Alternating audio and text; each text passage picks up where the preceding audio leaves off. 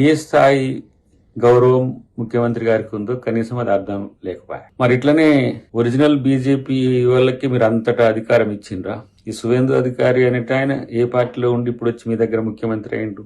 అస్సాం ఆ బిశ్వా అంటే ఆయన ఇట్లా ఏ పార్టీ? కాంగ్రెస్ పార్టీ నుంచి వచ్చిన ఆయన కాదా? ఇట్లా తెలివి లేక దద్దమ్మ మాటలు మాట్లాడుకుంటూ ఇదే తెలివి అని చెప్పుకోవడం అనేది సిగ్గుచోటి అనిపించట్లేదా? పోనీ నీ పుట్టుక ఎక్కడ? కాంగ్రెస్ పార్టీనే కదా. ఇలా నేను ఒరిజినల్ బీజేపీ నాయకులు అని చెప్పి గింజుకుంటే ఎవరికి తెలియంది డిఎస్ గారి రాజకీయ ప్రస్థానం ఎక్కడ ఉంది?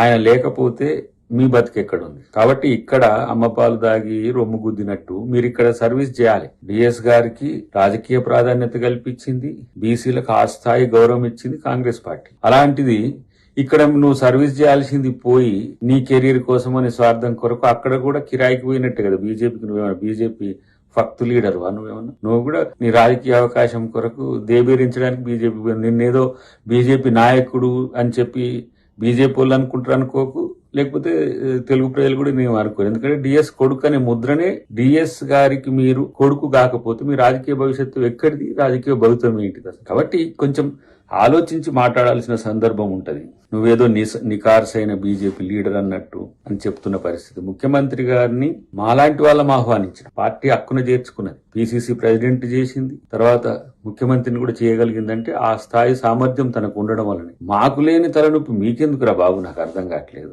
ఏదో డేక్తలేడని చెప్పి ఇష్టం వచ్చినట్టుగా మాట్లాడితే మాకేదో గుర్తింపు వస్తుందని మిమ్మల్ని ఏం పట్టించుకోరు. చివరికి మళ్ళా వాళ్ళు బీజేపీ పూర్వ లీడర్లను లేకపోతే ఆర్ఎస్ఎస్ నుంచి వచ్చిన వాళ్ళనే అక్కడ ముఖ్యమంత్రిలో ప్రధానమైన నాయకత్వంలో చేస్తారు. ఇది చరిత్ర చెప్పిన వాస్తవం. ఎందుకు ఎగిరిగిరిపడడం? కాబట్టి కొంచెం మాట్లాడేటప్పుడు చూసి మాట్లాడడం నేర్చుకో బ్రదర్ అని చెప్పి హితం. ఎందుకంటే ఇంకా డోస్ పెంచాలంటే కూడా ఆ స్థాయి లీడర్ కావు. కాబట్టి ప్రతి ఓడు ముఖ్యమంత్రి గారి గురించి మాట్లాడి రేవంత్ రెడ్డి గారిని మాట్లాడి ఏదో ఎక్స్పోజ్ కావాలి, మమ్మల్ని ప్రజలు గుర్తించాలన్నట్టుగా. నిజామాబాద్ లో ఓడిపోవడం అనేది జీర్ణించుకోలేకపోతున్నావా? నిజామాబాద్ లో ఓటం అనేది తట్టుకోలేక నేను ఈ విధంగా